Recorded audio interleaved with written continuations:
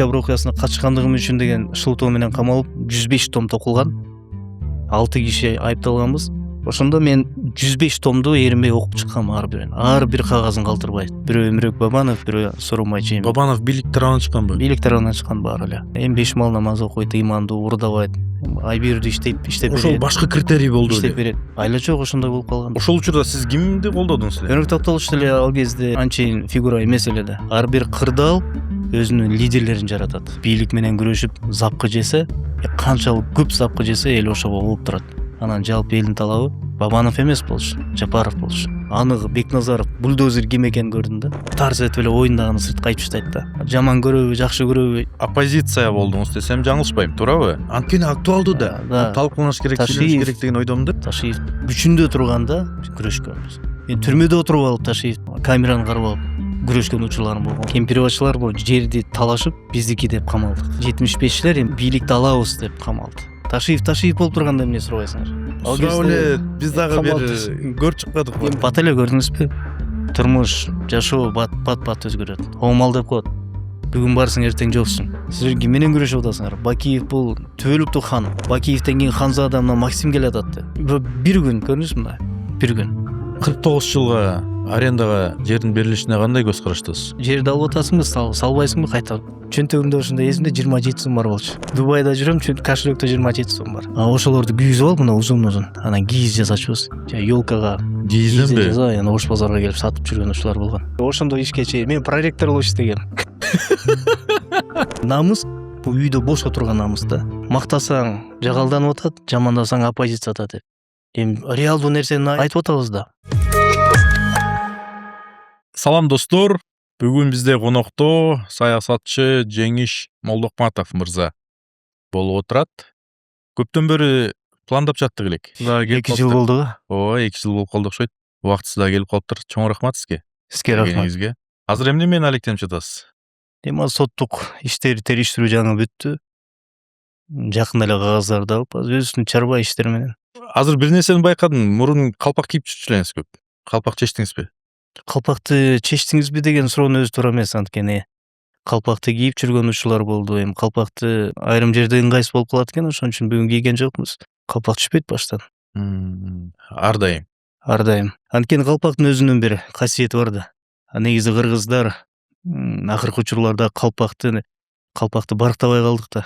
Бир орто жаш 50дөн 60ка чыгып калган адамдардын кызыл, жашыл, көк калпактар кийгенде аябай зээним кейит да. Анткени калпактын өзүнүн мааниси бар. Бул кыргыздын чоң бир касиети, дөөлөтү да. Адам 4 мүчөдөн турат да. Мүчөлүк деп бөлүнөт. Биринчи мүчөлүк бул 12 жашка чейин өспүрүмдөр. Аларга кичинекей калпак жеги ар кандай түс менен кааласа ою, кааласа топчу тигип алса болот. Ал жарашат. Анан илгери кыргыздарда жигит бойго жетип, үйлөнгөнгө чейин кызыл жеек калпак менен жүрчү экен. Башка айтканда бир айылдан бир айылга барганда ошо жеңелер көрүп, анан ошо менен тааныш экен, бойдок экен деп. Ал бала үйлөнгөндө баланы үйгө жеңелер киргизип, анан баягы үйлөнгөндөн кийин эми деп кызыл калпагын өзүлөрү чечип, кара жеек менен ою менен калпак беришкен. Дагы бир булактарда бар. Эгерде үйлөнгөн адамдын аялы өтүп кетсе же ажырашып кетсе, кара жеек бирок оюсу жок калпак кийген. Ошо менен калпак менен адамдар тааныган да. Бул жалгыз калган экен депчи. Орто муун аксакал болуп калган адамдарга бул баягы айкөлдүк келип, салмактуу болуп калган учурда күрөң калпактарды кийген да. Күрөң төс бул кичине бир сабырдуулуктун түсү да. Өзгөчө мен түшүнбөгөн бул жана хан калпактарды чет элдик конокторго же бир обу жок бир балдарга кийгизе берет го. Хан калпактын өзүнүн маданияты бар, анын өзүнүн бир баалуулугу бар да. Илгери хан калпактарды бул хандар, бийлер кийген да. Анан ошо калпактын жээгинде оюлар менен билишкен канча малы бар, канча кору бар, канча колу бар, канчалык макамы бар, ким бул деп ошо жерден уурусунан бери белгилерин ошо хан калпакка чүргөн да. Биз ошону билбей атпайбызбы? Анан калпакты тилекке каршы бир учурлар болгон. Бул парламентте да талкуу болгон да. Мончого кийип калганбыз. Мончого кийип, көчкө коюп, өтө бир кыргыздын касиетин, дөөлөтүн тебелегендикке жаткан да. Ошол парламентте көтөрүлүп, анан кийин калпак күнү белгилене баштады. Эми калпак күнүн белгилебейм мен, анткени бир күн калпак үчүн бөлүнбөшү керек да. Айтор калпакты жамандыкка гана кийип калдык да. Ошон үчүн калпакты аярлап өзүнчө бир биздин кыргыз кылып сактап келаткан тилибиз мына калпаканын бири дегендей. Абдан жакшы түшүндүрүп кеттиңиз. Артында чоң философия жатат экен да бул Албетте, калпактын делечи. албетте. Бул кыргызды кыргыз кылып көрсөтүп аткан ушу калпак да. Мен ойлоп жатпаймынбы, саясий көз карашыңызда бир нерселер өзгөрдүбү депчи? Калпак кийбей калгандыктанбы? Жок, андай эмес да. Сакал коюп сакал койбогондойбу? Ооба. Жок, андай эмес. Андай жоромолдогон туура эмес. Жок, ал туура эмес. Эми жарашыктуу кийинесиң деп бирде калпак кийесиң, бирде кийбей каласың. Идеологиялык жактан караганда сиздин саясий көз карашыңызды кайсыл идея сүрөттөйт? Улутчулдукпу же либералдыкпы? Эми азыр так бөлүү дүйнөдө жок. Эгерде мурун мисалы саясий өңүтүн алганда оңчулдар, солчулдар деп бөлүнсө, бүгүн андай жок, ал линия чийилген. Бүгүн дүйнөдө улутчулдук күч алууда да. Бирок ошол эле учурда улутчулдар демократ да, либералдуулуктун да баалуулуктарын алып жүрөт да. Ошондуктан бизге, мен өзүмдү бул кыргызга таандык мамлекетке керек өз кызыкчылыгын камтыган баалуулуктар бар. Аны так келсе мен демократмын, либералмын же улутчулмун деп айтпаш керек да. Улутчулдук идеясы канчалык пайызда орун алган? Сиздин көз Эми аны карашыңызда. пайыз деп да бөлгөн туура эмес ага. Учуру келгенде улуттуу мамлекеттин кызыкчылыгы келгенде улутчулдук ойгонот. Сөз эркиндиги, демократия дегенде сенде демократ ойгонот. Баардык жактан жакшы сапаттар камтыш керек да адам. 2020-жылдан кийинки окуяларды сиз менен талкуулагым келип жатат. Анткени чоң бурулуш болду 2020-жылы октябрь айында. Сиз ошол окуяга кандайча катыштыңыз эле? Түздөн түз катышта болдук, алдында жүрдүк. Айтор октябрь окуясы бул парламенттик шайлоодон кийин болду да. Ошол жерде элдин шайлоого нааразычылыгы койготту да. Ошо элдин нааразычылыгы менен анан бийлик алмашты. Ошонун башында болдук, жүрдүк биз, уюштургандардын бири болдук. Айтор 21-жылы мени биринчи камалганда негизи Кемпироват маселеси болчу, бирок шылтоо таппастан ошо октябрь окуясына катышып, ак үйдү басып алган деген шылтоо менен камашты да. Бул шылтоо катары болду беле? Албетте бул шылтоо болчу. 11 берене менен айыпталдым, бирок акталдык акырычы. Жогорку сотко чейин барып акталып келдик да. Октябрь окуясына катышкандыгым үчүн деген шылтоо менен камалып, ошол жерде бир 10 ай түрмөдө болуп калдык да. Ошол учурда мени кызыктырган нерсе, Сооронбай Жээнбеков кетсин деген уран бар беле ошол учурда? Эң алгач жок болчу. Эң алгач 2 гана талап болгон. Президентке кайрылуу жазылган. 12 партия ошо аянтта турган, 12 партиянын лидерлери ошол жерде кол койгонбуз. Жалпы билдирүү бул президентке, анан Боршайком төрайымына. Анда шайлдап экөө эмес беле. Биринчи талап парламенттик шайлоону тааныбайм. Экинчи талап парламенттик шайлоону кайра өткөрүү. 2 гана талап болгон. Бул боюнча аянтта туруп, биз түштө бир 10 жарымдарда келдик, кошулдук да. 5-6 партия болчу, анан кийин көбөйдү, анан 12 партия келди дегендей. Саат 8:30 чейин аянттан кеткен жокпуз да. Ошол жерде мына Калпайтырбайт, азыркы Оштун мэри Жанар Акаев, Сооронкулу Клара Сыракбековна, Сулайманов, бардык Кимсанбай, Шадахам Мадумаров, саясий лидерлер туруп, ошол жерде мен 12 жолу чалгам. Президенттин өзүнүн телефону жок, бирок ошонун жардамчысына чалдык, Алмамбет Салиевке чалдык. Ушу 2 талапты аткарып коюңуз болду. Эл тарайт. Уккан жок да. Сиз Жээнбековдун учурунда оппозицияда белеңиз же? Эми аны сиз жакшы Колдодуңузбу? билесиздер. Мен колдоп чыккам да. Президенттик шайлоодо мен өзүм сүрөп чыккам, колдоп чыккам. 17-жылы. Анда 2 талапкер болчу, бирөө Өнөк Токтогулович Бабанов, бирөө Жээнбеков. Бирок кийинчерээк оппозициялык маанайда болдуңуз, Эми албетте бул мамлекетте кырдаал ушуга алып келди да. Кандай кырдаал эле бул? Кырдаал ушу 2020-жылы октябрга алып келди го. Эл нааразычылыгы, ковид пандемияда канча деген адам өлүп кетти. Андан кийин парламенттик шайлоо. Ошондон улам анан чыкканга туура келди. Эмне себептен колдодуңуз сиз Жээнбековду? Президенттик шайлоодо. Ооба. 2 негизги кандидат чыккан. Экөө тең бийлик тарабынан чыккан. Бирөө Өмүрөк Бабанов, бирөө Сооронбай Жээнбеков. Бабанов бийлик тарабынан чыкканбы? Бийлик тарабынан чыккан баары эле. Ошол кезде анан тандоо келген. Тандоо келгенде саясий айдыңда көпчүлүк саясий күчтөр Сооронбай Жээнбековду колдоого алышкан. Менин жеке чечимим эмес бул. Бул партиянын чечими болгон. Анткени мен замандашта лидер болуп тургам. Ал жерде менин оюм эмес, ал жерде саясий кеңештин чечими болот да. Саясий кеңеште ошондой чечим кабыл алынган, партиянын кеңеши өткөн жалпы съездинде кабыл алынып колдоо чечими чыккан. Менин жеке колдоом эмне болгон? Бул биринчиден салыштырмалуу, эки кандидат салыштырмалуу. Эми бешмал намаз окуйт, ыймандуу, уурдабайт. Ай бирди иштеп Ошол берет. башкы критерий болду Иштеп эле. берет. Айла жок ошондой болуп калган да. Башка жок Негизи эле. туурабы ошондой критерий? Негизи бул туура эмес. Бирок башка жок эле да. Салыштырмалуу уурдабайт деген маселе ортого коюлуп калды да. Негизги критерий ал болбош керек да. Мамлекет башкарууга келаткан адамдыкы бул чоң нерсе да.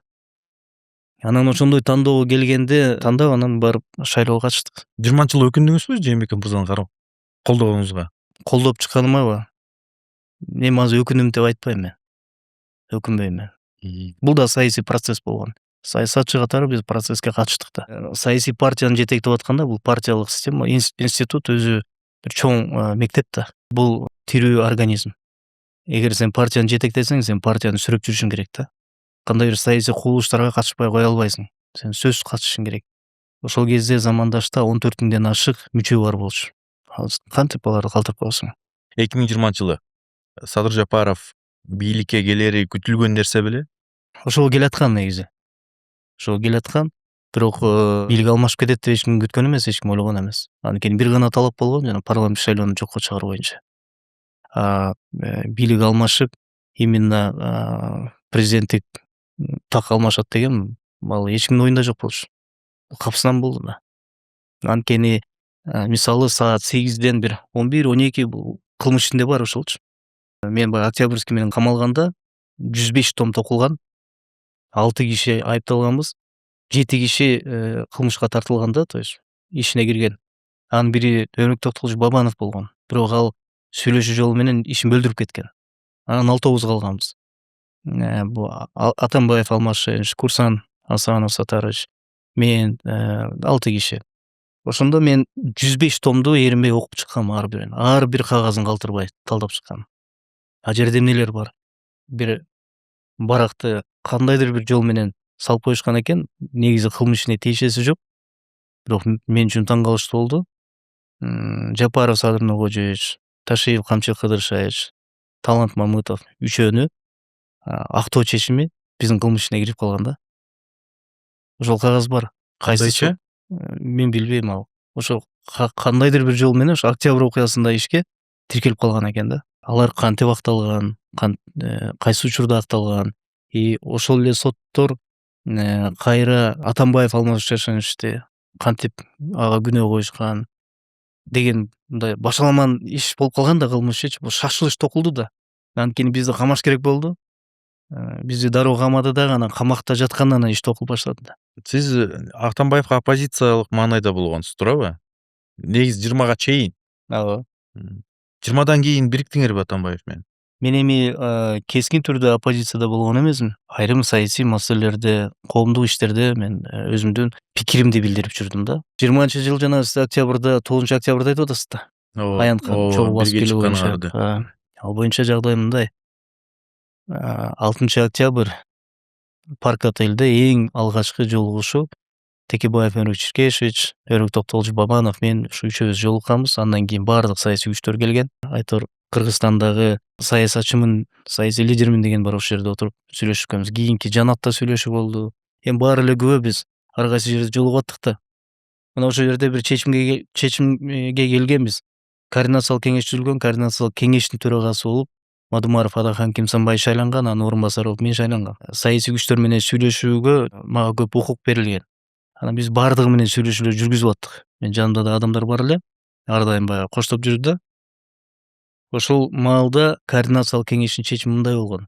6 октябрда Достук мейманканасында Садыр Нуркожоевичти ИО премьер кылганда ал легитимсиз болуп калды. Форум жок, депутаттар толук келген эмес. Айрымдары колдорун коюп берип койгон. Муну мыйзамдаштыралы. Кайра премьерди шайлоого алып келели. Ошол жерден ИО премьер болсун, технический. 3 айдан кийин парламенттик шайлоо өтсүн. Анан 21 январда президенттик шайлоо болсун. Ошол туура болот деп координациялык кеңеш чечим чыгарып, ошондон улам анан иштеп баштаганбыз да. Саясий күчтүн баары бириккен. Мен Садыр Кожоевич менен да, Камчы Кыдыршаевич менен да кезиккем. Алтынбек Сулайманов, Адахан Кимсанбаевич максимумда отурган, ал киши менен бардыгы менен сүйлөшүп аттык да биз. Талап ошондой эле, шарт ошондой эле. Биз кайра шайлоону өткөрөлү, мыйзамдаштыралы. Ошол эле Садыр Кожоевич кайра премьер болмок, его премьер болмок. Ал учурда көп депутаттар качып кеткен. Казакстанга кирип кеткен, Турцияга чейин качып кеткен. Билесиңер да. Ооба. Анан 9-унда гана Жээнбек Сормошаевич кайтып келгенде анан депутаттарды өзү чакырып берген да, келгиле деп. Биз айтканбыз, резиденцияны биз уюштуруп берели. Депутаттарды биз алып келип берели. Садыр Кожоевич кайра келсин. Бекип алсын мыйзамды деп. Бирок 11-октябрда бекиди го, 13-үндө бекиди го, 11-инде бекиди го дейм. Кайра мыйзамдашты да. Анткени элдин талабы ошол да, мыйзамсыз болуп калды деп. Жанагы өзүнүн интервьюсунда бар го, мен 10 күн мен үчүн бир кылымга тете болду деген. Ошо 10 күндүн ичинде ушундай процесстер жүрүп атты да. Ошол учурда эки негиз башкы топ түзүлүп калды да. Бабанов анан Жапаров мырзанын. Жанагы немени айтып келатпаймынбы, Ала Тоо аянтына чогуу басып келген боюнча. Ал жерде Алмашеништин аянтка келүү боюнча эч кандай немеси жок болчу. Кабар жок беле? Жок, бизде Бүткөн кабар жок. эмессиңер. Бизде кабар жок болчу. Ал киши келбеш керек болчу. Ал киши ошол форумда эле калмак. Анан Өрүк Токтогулович колтугунан кармалып жетелеп келип атпайбы? Ушунда элдин баары иренжиген. Анан салыштыруу башталган да. Атамбаев караганда Жапаровду биз президент көрөбүз деп. Атамбаевдин бизге кереги жок деген. Эми аянтта ошондой, ошол учурда ошондой үндөө болуп турган да. Эч ким күткөн эмес. Өрүк Токтогуловичтун колтугунан кармалып эле жетелеп келген. Биз ошол учурда карап турганда эми ал саясатчынын баары аянтта болгон. Кол кармашканбыз. Аянтка чыгалы бир гана талап менен. Кайра премьерликке барсын, катышам дегендер. Анда билесиз, Садыр Кожоевич его премьер болуп турган. Өрүк Токтогулович мен барам деди. Анан жана Тилек Токтогазиев мен болом деди. Убактылуу өкмөт түзүп декрет чыгара калам дебеди беле. Анан биз айттык, каалагандар баргыла. Бирок 3 айлык мөөнөт менен технический болуп, кийин парламенттик, президенттикке өткөрөсүңөр. Анан мамлекетте өткөрүп бересиңер депчи. Ошол эле талапты айтуу боюнча биз аянтка чогулмакпыз. Анан эмнегедир Алмашенич келгенден кийин анан баары кетип калды. Биз аянтка чыгып анан жанагындай окуя болду да. Ошол учурда эки башка фигура бар эмес беле, саясий. Бабанов мырза, анан президент Садыр Жапаров. Ошол учурда сиз кимди колдодуңуз эле? Өрүк Токтогулович деле ал кезде анчейин фигура эмес эле да. Чынында аянтта Жапаров деп Садыр Кожоевичти колдоп атты да. Өрүк Бабановбу?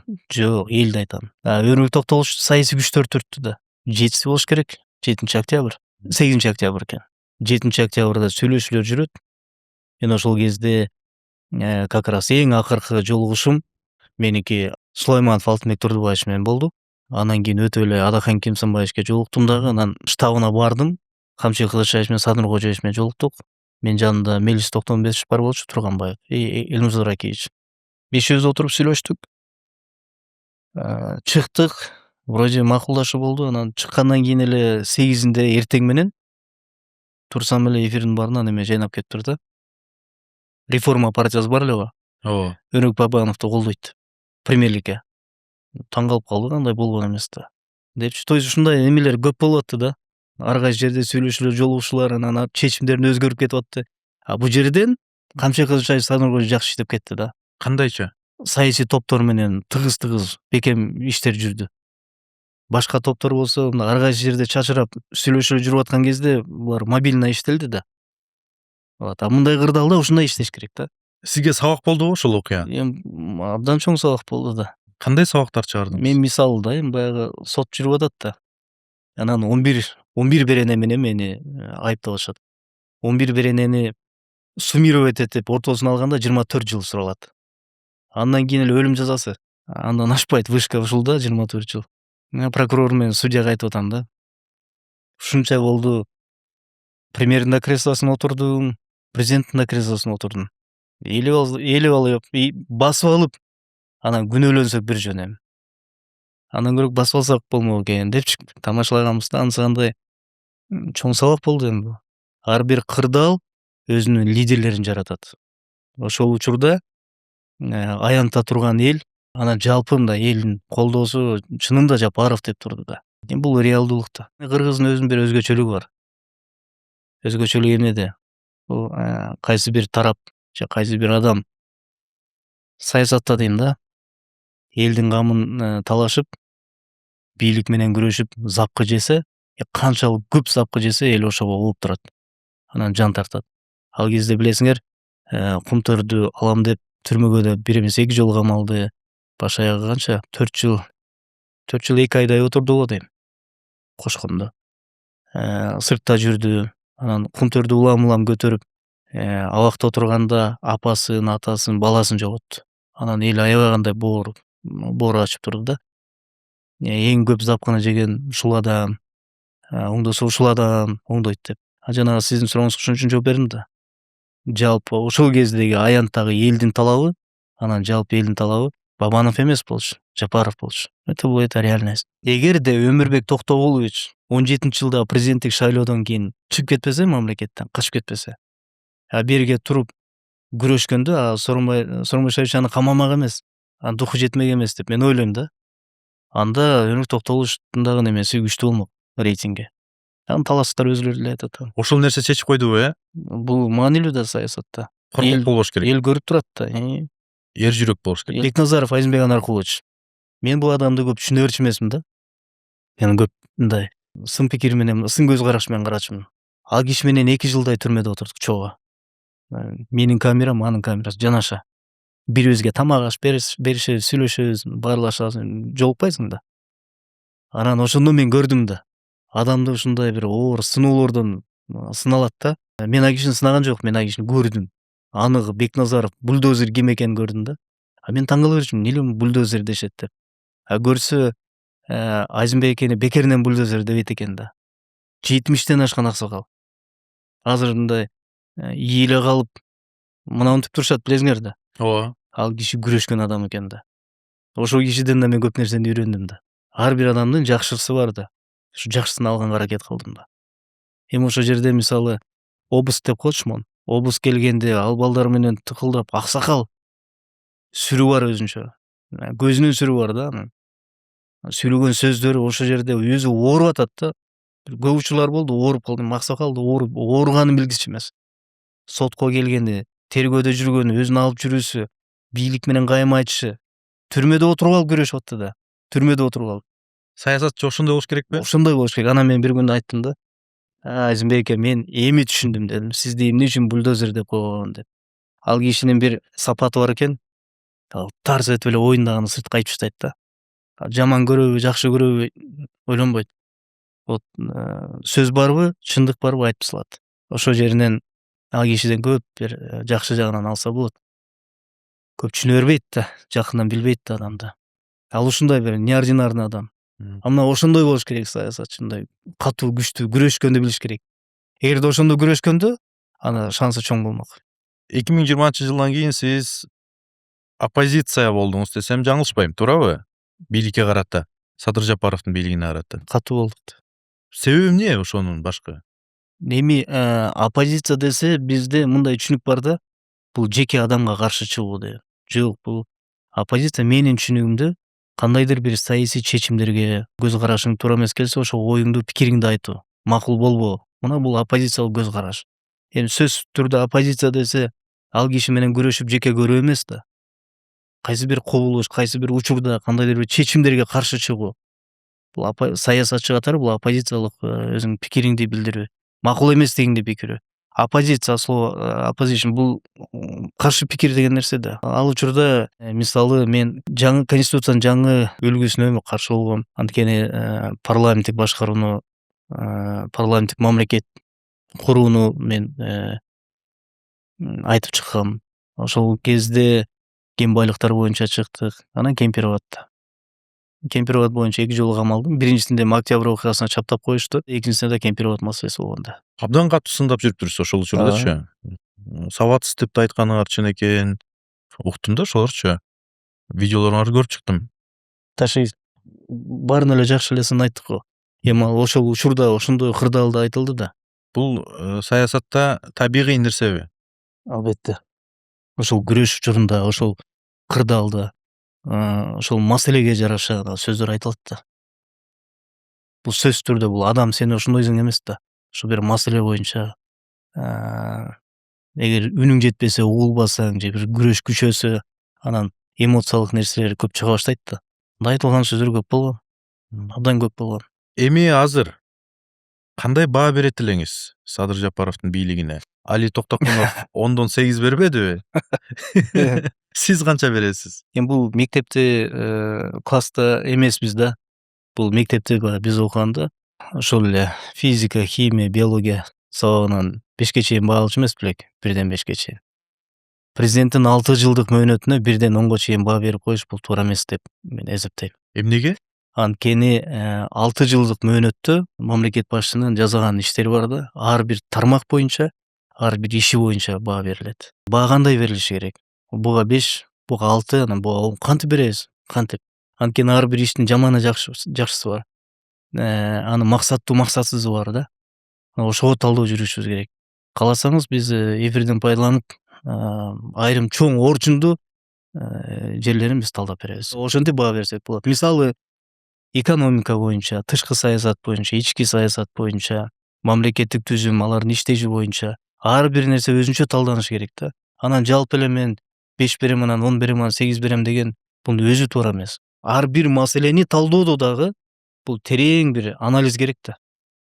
Анан кеңири сүйлөшөбүз азыр. Эми эң башкы саясий окуялардын бири бул тандем маселеси болду да. Ошол боюнча кандай пикирдесиз? Садыр Жапаров жана Камчыбек Ташиевдин тандеми боюнча. Ушул нерседен баштасак, анан акырындык менен саясий маселелерди, чечимдерди сиз айткандай талкуулайлы. Тандемине кандай көз караштамынбы? Ооба. Эми бүгүн тандем жок да. Бирок саясий тандем саясатта мынчалык узак жашаган эмес. 5 жыл жашадыбы? Бул абдан узак болду. Тандем жаманы да, жакшысы да болду. Иштеди. Саясатта дошчулук жок. И болбойт, мүмкүн эмес. Бул жерде кызыкчылык болот. Сиз экөөбүз мисалы саясий чөйрөдө болсок, кызыкчылыгыбыз дал келсе, сиз экөөбүз мамилебиз жакшы болот.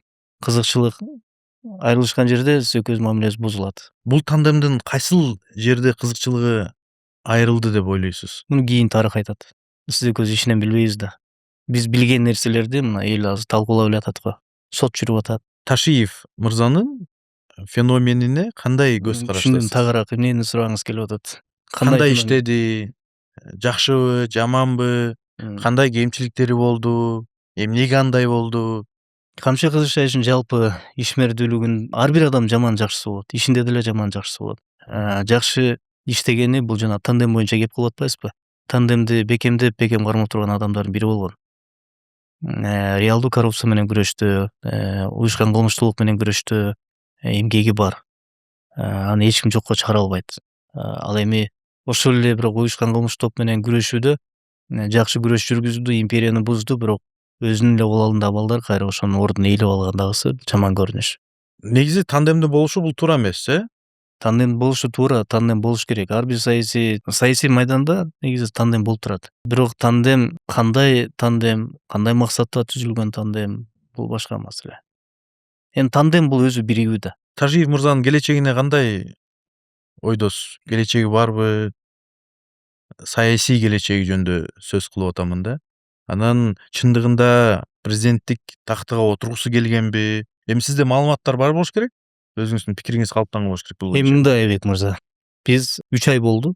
Соттун чечими чыгып акталдык. Кемпирбашчылар жалпы. Ага чейин 3 жыл түрмөдө болдум. Анан 5 жыл саясий күрөштө өттү. Актоо чечими чыгып, соттун токтомун колго алгандан кийин атайын эл бизди колдоп турган тарапташтар үчүн маалымат берүү менин милдетим болчу. Ошол милдетти аткарып, анткени эмне болду, кантип күрөш жүрдү, эмне деген сөздөр айтылды, эмненин негизинде биз камалдык, кантип түрмөдө жашоо өттү, анан кандай актоо чечим чыкты, эмне үчүн акталдык деген маалымат бериш үчүн, анткени элдин баары көбү биле бербейт да. Мен атайын жакшы көргөн Базалкунов Майраш деген эжемдин YouTube каналына подкастка барып интервью берген, маек бергем да. Ошол жерде Камчыбек Кызыкчаевич боюнча мен оюмду айткам. Мындан кийин талкуулагым келбейт. Эми мындай маселе. Эмнеге талкуулаганыңыз Мен келбейт? сиздин дагы интервьюларыңызды, маектериңизди көрүп жүрөм. Эми азыр кайсы подкастка барбасаң ушул эле тема. Анткени актуалдуу да. Да. Талкууланыш керек, сүйлөнүш керек деген ойдомун да, жеке өзүм. Ташиев болуп турганда биз айтканбыз. Ташиев күчүндө турганда күрөшкөнбүз. Мен түрмөдө отуруп алып Ташиев деп камераны карап алып күрөшкөн учурларым болгон. Сотко келип алып ак көйнөгүн кийип алып, шалпайып калыптыр, жүдөп калыптыр дебезин деп атайын принципиалдуу намысым менен ошол жерде күрөшкөм. Ошондо Ташиев жөнүндө көп унчукпай отурган. Көп эмес, жалпы унчукпай отурган. Корккон. Эми ал киши кетти. Кызматынан кетти. Жаткан адамды кайра тебелеп, аны кайра талкууга алыш менин жеке принцибимде анан эркекчиликке жатпайт деп ойлойм. Бул мен үчүн. Ошон үчүн мен талкуулагым келбейт. Калганым болсо эми тарых көргөзөт, убакыт көргөзөт. Ал киши кетти. Ал киши бар учурунда мен айткан сөздөрдү айткам. Аябай ачуу сөздөрдү айткам, ачуу сындарды айткам. Азыр бир нерсе өзгөрдүбү ошол оюңуздан? Эч нерсе өзгөргөн жок. Ошондой эле Мен позициядасыз. Ошол эле позициядан мен ошол бойдо эле калгам. Калган болсо убакыт көргөзөт, эл айтат. Эми сиз саясатчысыз да. Мен 75-тин каты боюнча пикириңизди уга алган жокмун. Чын айтсамчы. Кандай ойдосуз ошол боюнча? 75 боюнча айткам мен. 75 боюнча да айткам, Камчы Кылычбаев боюнча айткам. Менин жеке оюмда 75 бул жанагы сот жообуна тартылбадыбы? 5өө. Ошонун 5өөнүн 2-3 калган көпчүлүгү да билбей эле кол коюп алган. Анткени алардын көбү менен мен жолугуп, сүйлөшүп, мамиле Кыргызстан кичинекей мамиле бар да. Аларга мындай деп айтылганда, президент менен, генерал менен макулдашылды. Президенттик шайлоону мөөнөтүнөн мурда өткөрүшүбүз керек. Бул мамлекеттин коопсуздугу, биримдик, ынтымак, өнүгүү үчүн деп кол коюшкан. Анын ичинде мисалы аксакал бар, Миталип Мамытович. Эми ал киши эч качан турпатынан бир да бийликке, бир да президентке каршы чыккан эмес, мүмкүн эмес. Анан ал өз сөзүндө айткан экен, мен президентке тебетей кийгизгем шайлоодон кийин. Кийинки шайлоодо да мен колдоп берем. Деп анан кол коюп берген да. Болот Мамытов Токон Болотбекович, ал деле аксакал болуп калды. Ал деле ошондой колдоо иретине кол койгон экен. Асанов Курсан Сатарович, ал кишини такыр эле уюштуруучу кылып салышты да. Ал кишинин такыр катышы жок. Мен кызыгып, биздин да жактоочу болуп жүргөн Чынара Жакупбекова мен да жактоочу да Курсан Сатаровичтин. Сүйлөшүп, анан өзү менен да жолугуп калдым. Анан соттук процесс кандай жүрүп атат? Эми баягы саресеп саласың да. Сурасаң, сотто доскага чийип алып, Курсан Сатарович далилдеп берген да. Ага карата бир күбө жок. Мисалы, ага карата күнөөлөгөн бир так далил жок.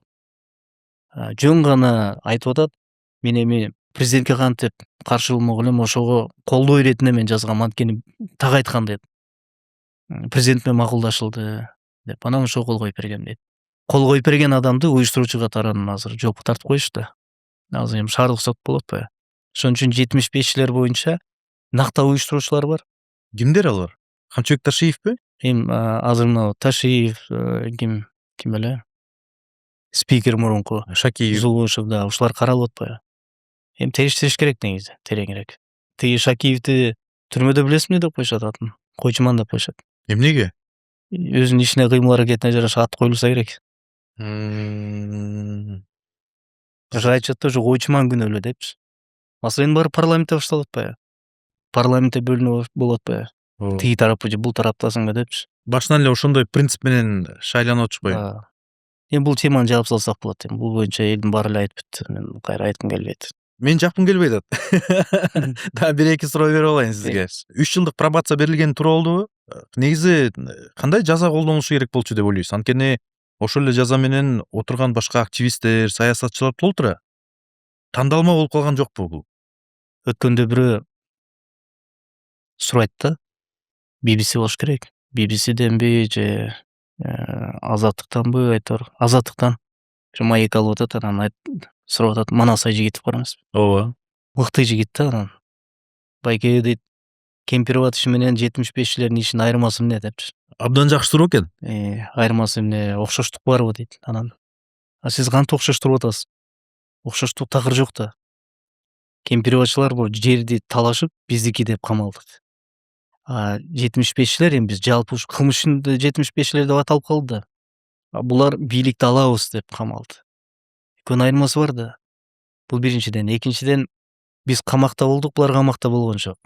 Үчүнчүдөн, биз өзүбүздүн мөөнөттү камакта өткөрүп койдук.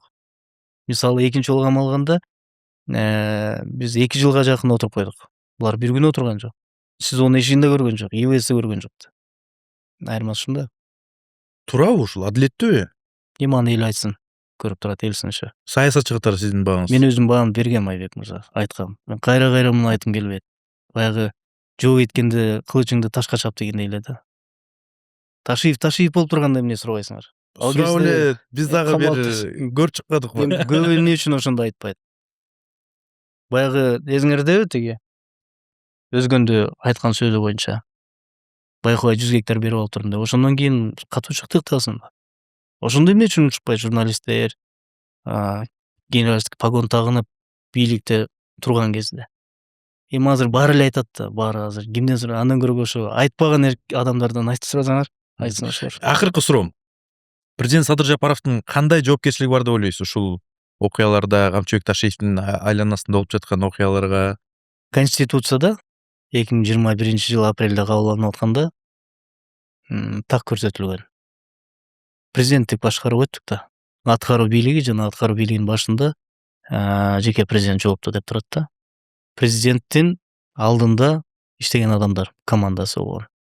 Ташиев болобу, Жапаров болобу бардыгы президенттик командасы болгон да. Анан президент командасы үчүн сөзсүз жоопту да. Мына ошого байланыштуу азыр соттук процесс өтүп, күнөөлүү деп табылды. Тиги Ташиевдер табылбадыбы? Пробация алабы?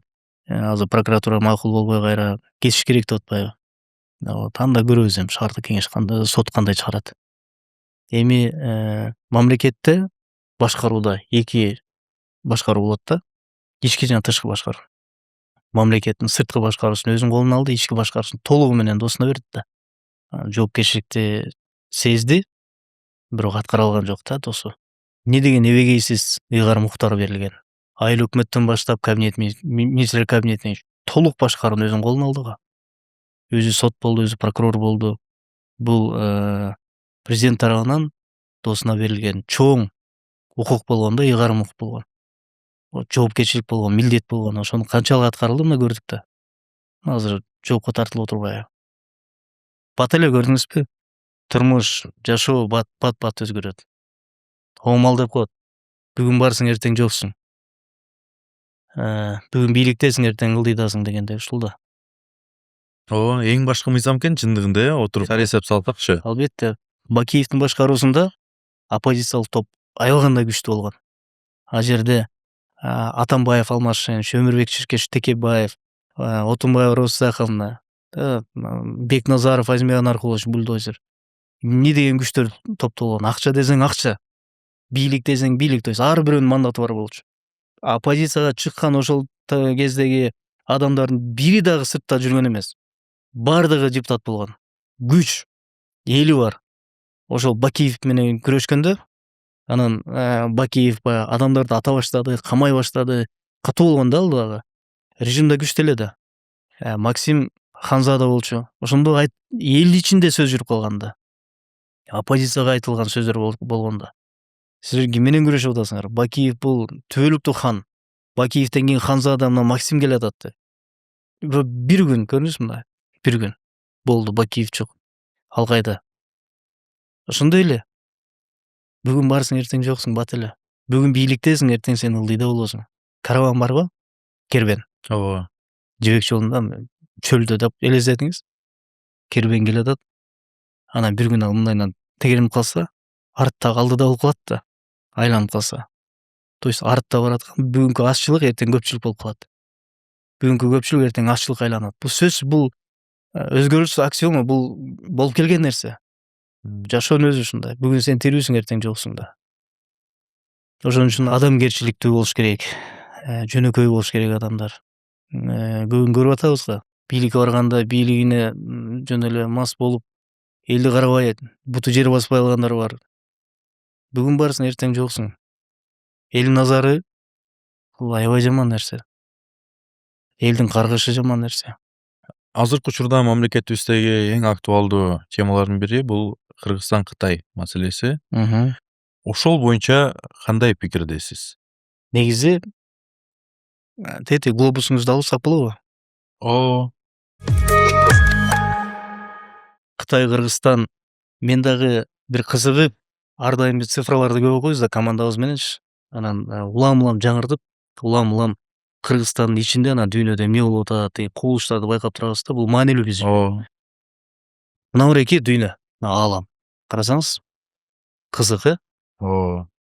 Дүйнөдө болгону 8 миллиард адам жашайт. Кыргызстан мына жерде мынакей Кыргызстан кичинекей эл болуп турат. Эми көрүнүп атат. ушул Кыргызстанды ичинде мына эки ааламды сүйлөшүп атканда биз жалгыз Кытайды гана талкуулай беребиз да. Африкада эмне болуп атат билесизби? Анан Африканын дүйнөгө таасири эртең. Бул геосаясат. Маанилүүбү? Бизге кызыктуу эмес, бирок биз үчүн маанилүү. Кызыктуу эмес дегеним кандай? Эл кызыкпайт да. Эми көпчүлүк кызыкпайт да, биле бербейт. Биз талкуулаганыбыз Кытай анткени бул триггер да.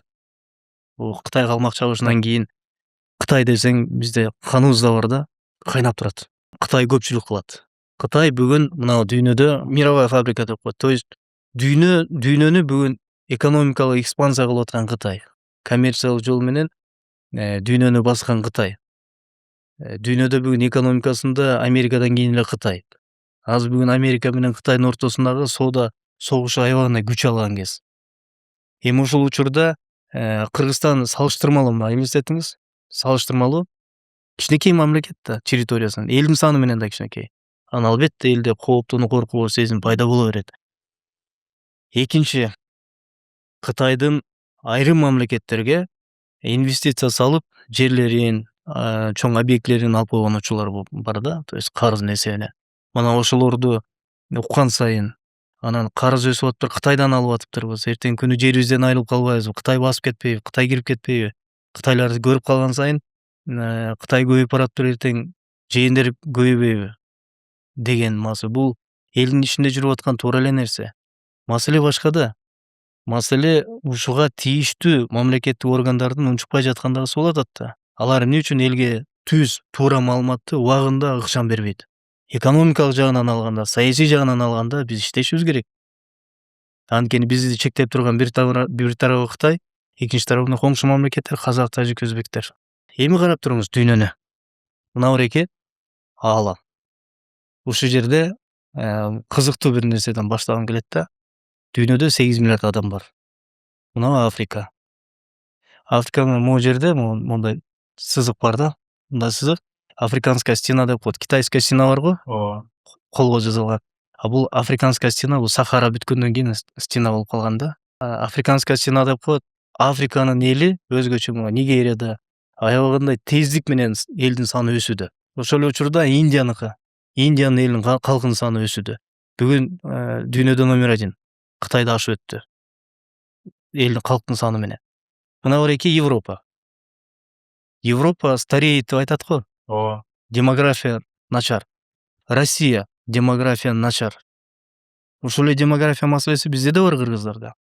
Ал эми Африка, Индия өсүп атат. Эртеңки күнү миграция агымы Африкадан Европага кылат. Жалпы дүйнөлүк иликтөө бар 2050-жылдары дейт.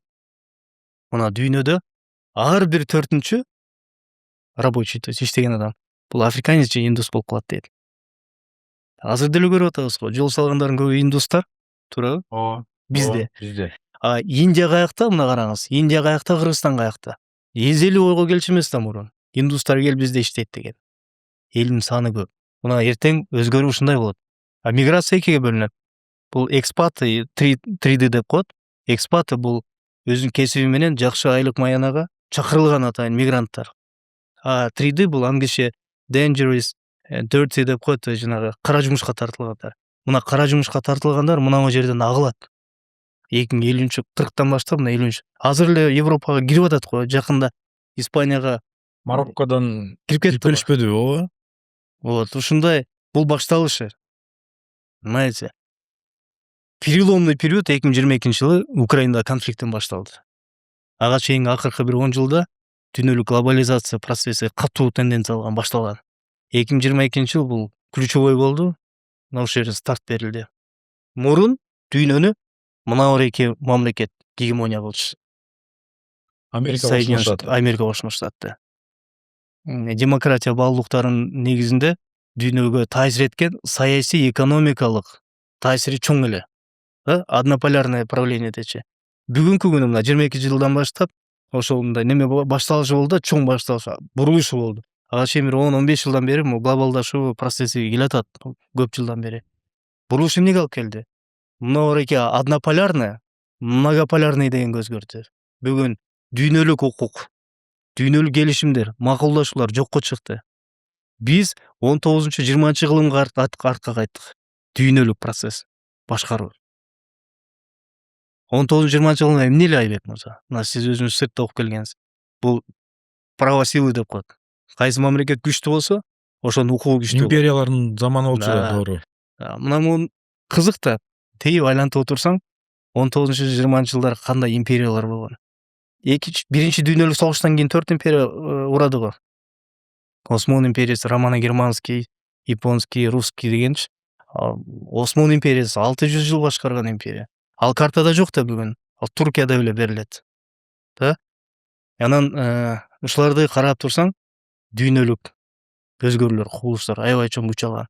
Украинадагы конфликттен улам мынабареке азыр кымбатчылык болуп атат го. Пандемияда 20-жыл бир катуу финансылык кризис болду. Экономика токтоп калды, дүйнөлүк экономика. Андан кийин 21-жылы бир аз ойгонду. Анан 22-жылы конфликттен кийин Россияга карата 55 мамлекет, 55-56 мамлекет санкция киргизди. Бүттү ошондон баштап инфляция күч алды. Баага өзгөрүлөт. Баа эмнеден өзгөрөт билесизби? Эмне үчүн баалар өзгөрүп скачок болду, сразу өстү? Энергия ресурстан улам эмес. Биз акырын келатабыз Кытай Кыргызстан мамилесине. Мына дүйнөдө 8 миллиард элде эң керектүү азык түлүк, то есть продовольствие да. Анан керектүү нерселер 4 бир багыттан келет да, камсыздалат. Мына карасаңыз, мына жерде Ормузский пролив, Суэцкий канал. Караңызчы, азыр ушул жерде согуш болуп атат да. Ооба. Мына жерде согушат, да. Мына жерде мына Панамский канал. То есть бир Малакский мынаки. Эми карап турсаңыз, ушул негизги 4 канал бар да.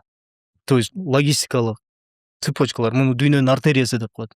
Ушул каналдардан дүйнөлүк товарлар жүгүрөт. Да? Эсиңизде 21-20 жылдары болуш керек. Ойгу Суэцкий каналда дүйнөдө эң чоң контейнеровоз корабль Evergreen деген токтоп калган. Эмне болду эле? Кысылып. Эмне болду эле?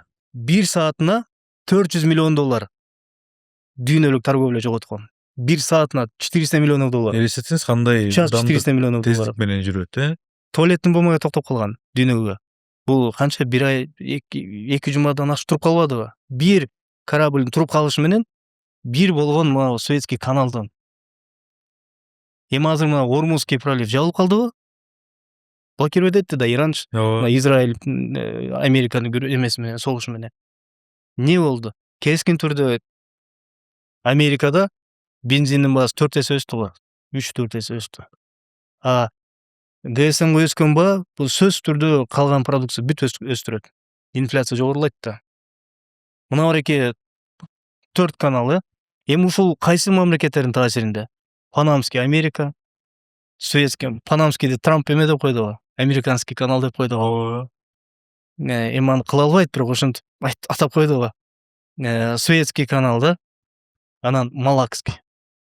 Бул Американын таасири күчтүү биякта. Кытай, мировая фабрика. Кытай, который обеспечивает весь мир. Керектүү тийиштүү, айфондон баштап бүт чыгарып калды го. Каяктан чыгарат? Мына каналдардан чыгыш бул Кытай үчүн өтө мындай жакшы эмес да. Оор болуп калды. Оор болуп калды. Анан анын бир жолу бар Европага. Основной неме Европанын материктерде. Россия аркылуу. Анан буякта Северный путь деген бар мондайдан. Мындайдан. Бирок ал жак Северный путь муз. Музду жарышты да. Дүйнөдө ледоколдор, атомный ледоколдор номер 1 флот кимде? Орустарда. То есть азыр Кытай аю менен эме бирикти да дракон. Кытай менен Россия ледоколдорун алдыга салып алып, музду жырып, азыр мындайдан тегеренип атат. Тегеренип барып, мындайдан тегеренет да, мындайдан кетет да. Тегеренет да, мына Средиземныйга келет, Атлантическийге барат, бияктан Индийскийге өтүп кетет. Понимаете? Кытайда мына жерден чыкканда Тайвань бар да. Ооба. Тайваньский порт бар. Американский базалар барбы? Ооба. Кытай үчүн аябай ыңгайсызбы? Кытайдын акыркы кабыл алган идеологиясы бар, билесизби? Эмне деген? Казактын эмне деген идеологиясы бар? Билбейт экенмин. Жаңы Казакстан деген. Кытайдыкы эмне деген идеология бар? Великая Китайская империя, Великий Китай деген. Единый Китай деген сөздү угуп каласызбы? Дүйнөлүк аренада. Вот Единый Китай дей берет го. Кытайдын чоң идеологиясынын бири алдыга койгон азыр максаттардын бири Тайваньды алуу. Анткени Тайвань это позор Китая деп эсептелинет. Кетип калгандагысы. Тайваньды алгандан кийин ошол нерсени жаап, анан Кытай өзүнүн калыбына келет деген нерсе. То есть смотрите, эми карап туруңуз, мына бареки 4 каналдан жүгүрүп атат да. Кытай үчүн мындай Европага өтүш маанилүү. Түз дүйнөгө өтүш, деңизге өтүш маанилүү, товарын чыгарыш.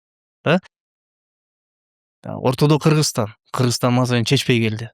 Анан акырында Кытай, Кыргызстан, Өзбекстан темир жолун салуу боюнча 23-жылы 22-жылы чечим кабыл алынып, 23-жылы келишимге кол коюлду, анан башталды. Мына бүгүн Акталада туннель казылып, жол салынып атпайбы? Бул биз үчүн тарыхый, стратегиялык аябаганда маанилүү долбоор деп мен эсептейм.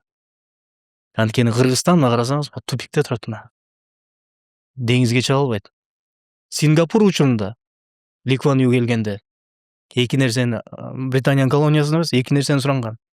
Мага военный базадан истребительдер калтырып кеткиле. Анан кийин портту бергиле деген. Порт мамлекеттин экономикасынын өсүшү үчүн бул деңизге чыгуу. Анткени эң арзан, эң тез, ыңгайлуу бул деңиз менен ташуу. Кыргызстан үчүн да ошондой. Биз тупиковый, биян карасаң Казакстан, Өзбекстан аркылуу, Казакстан аркылуу Орусияга, Орусиядан анан Европага чыгып атпайбызбы? Же аба жолдор бул кыйбаты, кымбат да. Ыңгайсыз. Эң жакшы бул темир жол.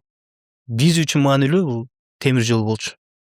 Ошону президент чечкиндүүлүк менен баштады да. Өткөндө интервьюсун атайын кунт коюп уктум.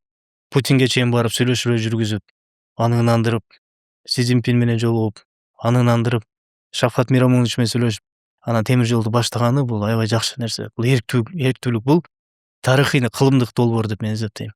Анткени карап туруңузма. Бул темир жол салынса эле эмне болот дейт го?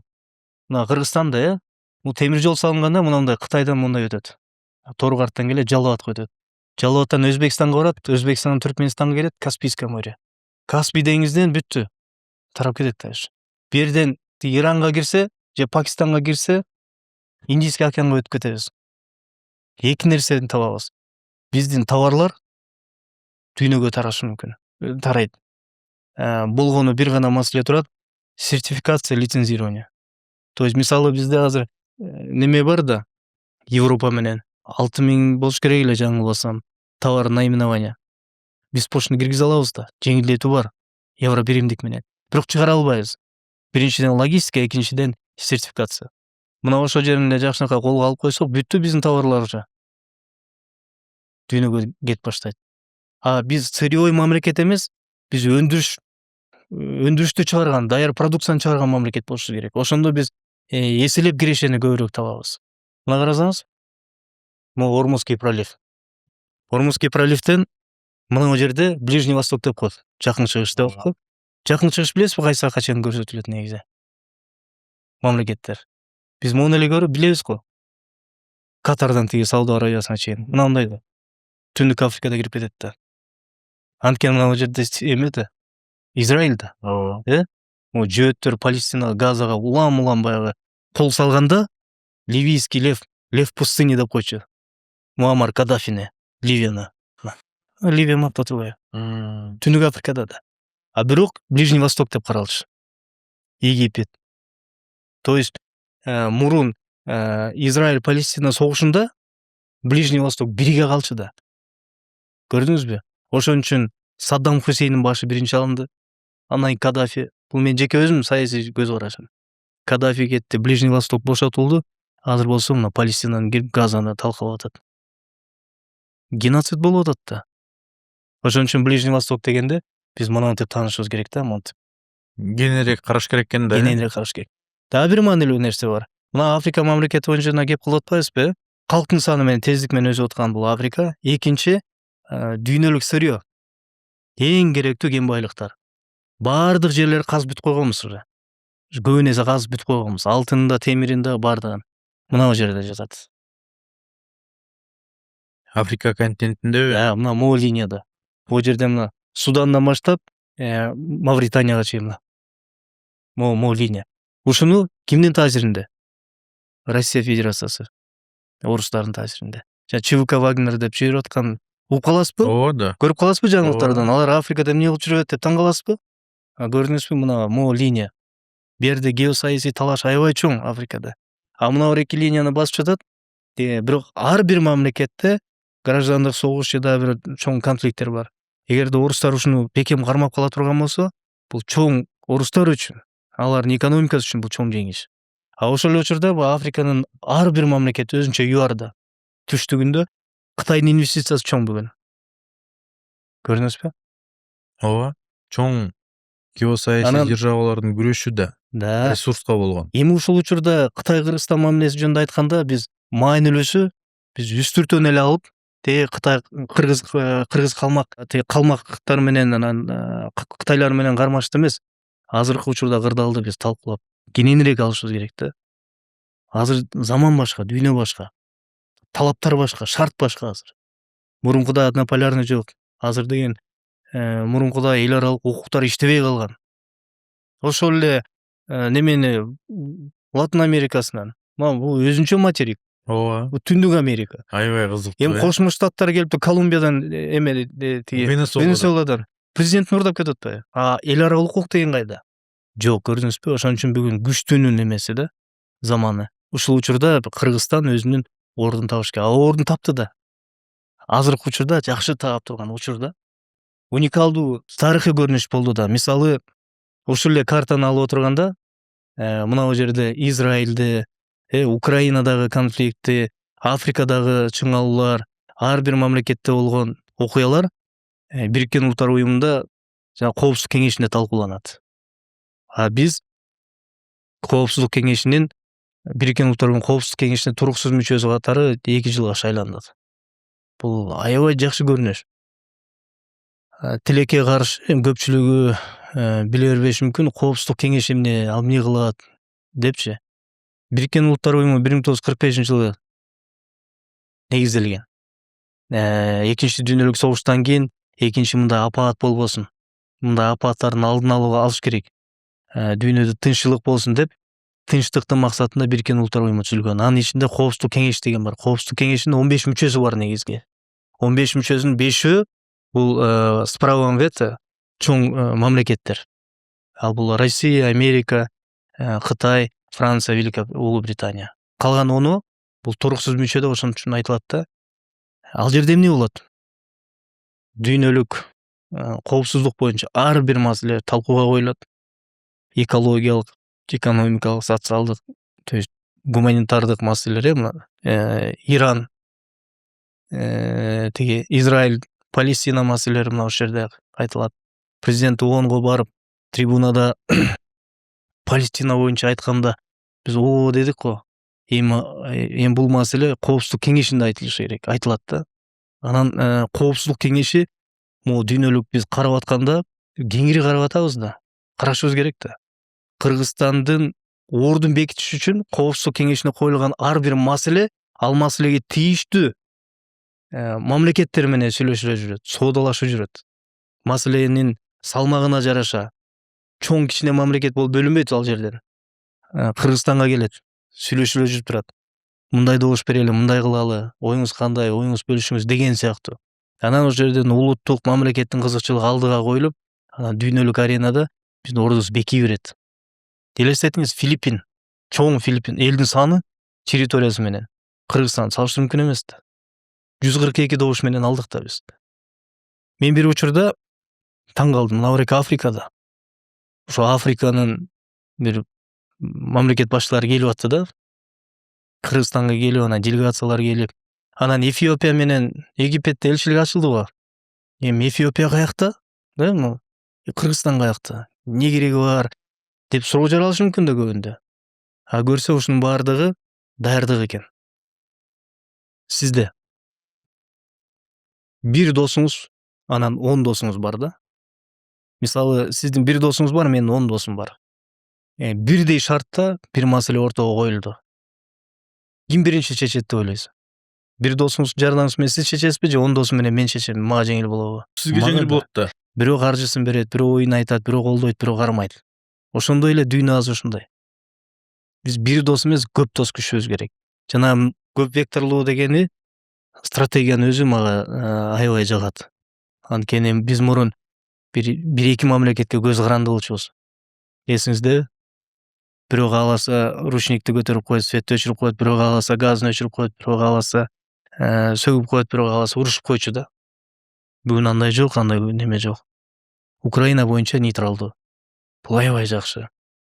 Стратегиялык өнөктөш бар, бирок алар менен стратегиялык өнөктөш катары тыгыз мамиледебиз. Ошол эле учурда башка мамлекеттер менен жакшы мамиле курулуп кетти да. ООНго жана Бириккен Улуттар Уюмунун Коопсуздук кеңешине мүчө болгонубуз. Мунун баардыгы аябай жакшы көрүнүш. Бул эми дүйнө боюнча алган ушу. Абдан жакшы. Талдап атканда, бир маселени талкуулап атканда жана сиз айтпадыңызбы, бирден 10го чейин кантип баа беребиз депчи? Бере албайбыз, мүмкүн эмес. Биз тереңирээк талдашыбыз керек. Кыргызстандын мисалы геосаясатты сүйлөп атканда Кыргызстандын ордун табышыбыз керек. А ордун табыш үчүн биз дүйнөдө эмне болуп атат? Аны талдашыбыз керек. Демек Кыргызстандын Кытай менен болгон саясатын сиз колдойсуз, Эми колдойсуң, колдобойсуң деген туура эмес. Неге? Бул суроонун өзү туура эмес. Колдойсузбу, колдобойсузбу деп кантип айтып сурай аласыз? Кыргызстан Кытай мамилеси болушу керек. Жана мамлекеттин пайдасына иштеши керек. Мынтип айтсак туура болот. Кытайлар көбөйүп кетти. Аларды кетеби кетпейби деген бул башка маселе. Ал боюнча тийиштүү мамлекеттик органдар болот. Миграциондук служба бар. Квота бөлөт да атайын. Ошол боюнча мына улуттук коопсуздук комитет ушундан иштеш керек да. Саясатчылар менен эмес, активист блогерлер менен эмес, именно ушул тармакта иштеш керек. Алар тескеп турушу керек. Квота бөлүндүбү, мисалы 100 000. 100 000 канча мөөнөткө кирди, канчасы чыгып кетти, канчасы калды. Мына ушул маанилүү. Эми бул боюнча тийиштүү мамлекеттик органдар бар, алар иштейт. Мисалы мына бир эки маселе жаралбайт эле да. Эгерде ушул мамлекеттик органдар убагында айтып, маалымат берип турса, ошо миграциондук служба чыгып туруш керек да. Эмне үчүн ар бир маселе боюнча президентти жооп бердире беришет, мен таң калам да. Энергетика боюнча дагы, мамлекеттик карыз боюнча да, экономика боюнча да, Кытай боюнча дагы. Эгерде мамлекеттик органдар убакыты менен маалымат берип турса, алар көпүрө да эл менен мынчалык маселе көтөрүлмөк эмес. Мүмкүн президент мен жооп берем деген үчүн болушу мүмкүн. Жок, ал конституцияда жазылган, ал жооп берип атат да. А бирок команда бар да. Ар бир тармак боюнча ишеним көрсөтүлүп, ишке алынган адамдар бар да. Эмне үчүн тышкы карыз, ички карыз боюнча Минфин жооп бербейт? Эмне үчүн президент жооп берип турушу керек? Минфин убагында жооп берип турса, мындай маселе жаралбайт. Ошол эле миграциялык кызматтагылар Кытай боюнча, башка жарандар боюнча индус, пакистанецтер да көбөйүп кетти го. Алар боюнча монча квота бөлүндү, мончасы кетти, мончасы келди, мончасы кетет. Мына монча мөөнөткө келди. Же болбосо ошол эле миграцион служба быйылкы жылга студенческий квота бир 30 000, 50 000 бөлүндү. Аны 3 жылдан 5 жылга чейин келди мисалы. Жылына монча миллион түштү деп айтып турса, эл дагы деп ынанат да. Андай маалымат жок болот ба? Же энергетика министрлиги айтып туруш керек да. Мына 21ден основной кичи ГЭСтердин курулушу 23тө башталды да. Эң биринчи 10 мини ГЭС салынышы башталды, 24-жылы 8и берилди. 25-26га 17си каралды, 27ге, 28ге 19 берилет деп атат. То есть 30-жылга чейин бир 50 мини ГЭС курулат деп атат. Анын жалпы мощность канча? То есть ушунун баары боюнча маалымат берип туруш керек да. Сиздин маалыматыңыз барбы, мисалы көлдөгү Проксис Кул деген вьетнамский компания салып атат. Ооба. Көлдө алган энергия боюнчабы? Кызыл Өрүктө жана Торайгырда. Күн электростанциясын. Маалыматыңыз бар мына журналист катары канча кетип атат, ким иштетип атат, кандай мощность менен чыгат Жок, электр энергия? электр энергияны мен изилдеген эмесмин. Көрдүңүзбү? Бул электр энергия эмес. Сизге маалымат берилген эмес да. Мүмкүн электр энергия тармагын изилдеген журналисттер да болушу мүмкүн. Жок. Бул эми журналисттер эми электр энергия болуш керек эми ал тармагынан боюнча тармак менен маалымат. бөлүнбөйсүңөр да, эми жалпыда. Бул маалымат жетишпегендиги. Көрдүңүзбү? Эмнеге ушундай болуп атат? Ушул убактысын берип туруш керек деп атпаймынбы? Мисалы Ысык көлдөгү Торайгырда мен көлгө бардым, балдарымды алып барып, анан атайын бир кызык болду да. Кирип анан сыртынан карадым. Анан изучать этип баштадым. Энергетика боюнча жалпы тармакты алганда ошол Торайгырдагы электростанцияны көрүш үчүн мага жалпы Кыргызстандын энергетикасы кызык болду да. Ошону изучать этиш керек болду. Эмнеге салып атат? Ал эмнени берет деп. Көрсө 60-жылдан 70-жылдарга карата бизде Токтоболский каскад ишке берилет. 5 кирет, билесиз. Токтоболский, Курпсайский, Ташкөмүрский, Үч Коргон дегендери. Жалпы ошол учурда мына 70-жылдардан 80-жылдарга чейин карата толук эксплуатация берилген учур карасаңыз 14 миллиард киловатт час берет экен. Максимальная мощность выработки 14 миллиард. Биз өндүрө алабыз электр энергияны. Ошол учурда элдин саны 2,5 миллион болгон экен. Бүгүн 7,5 миллион. Выработка ошол бойдон эле калган. 14 миллиард. Бүгүнкү потребление биздики 19,20 миллиард. Ар жакта 5,6 миллиард дефицит болуп атпайбы, жетпей калып атпайбы? Жылда жанагы свет өчүү, мурунку Бакиевдин учурунда азыр отключениялар, дефицит жетишпейт электр энергия. Элдин саны өстү, ага ылайык өндүрүш ишканалар да ачылып атат да. Потребление көп. Потребление жабыш үчүн биз башка салган жокпуз да. Курулбаптыр да КЭСтер. Мен үчүн кызык болду. Бардым. Бакиевдин учурунда Камбар-Ата 2-нин 2 агрегаты салынган. Билесиңер, Манастагы авиабазаны Гансини алыш үчүн орустар акча берген. Камбар-Ата үчүн деп. Камбар-Ата 2-нин 2 агрегаты салып, эсиңерде чоң машиналар менен анда кичинекей болуп калсаңыз керек. Агрегаттар келип анан ишке киргенде турбиналар. 300 миллион долларды Максим Аукка сала коюп, депозитти айланта коём деп, анан революция болду да. То есть ошондон кийин анан жанагы акчалар чыгып атпайбы? Бир ГЭС, ТЭЦ салынбаптыр да бизде. Алмашайынчтын учурунда Бишкек шаардык ТЭЦ модернизация болот деп 369 миллион доллар сарпталды. Ошол эле учурда бизде модернизация болду. Тажикстанда 350 миллион долларга жаңы ТЭЦ салынды. Понимаете? Бизде только алмай жемей болуп калганда, эч нерсе курулбаптыр.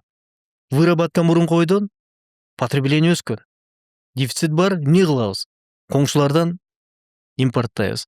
Тариф Кыргызстандагы электр энергия тариф бул дүйнөдө, анын ичинде КМШ мамлекеттеринде, анын ичинде Борбор Азияда эң арзан бизде.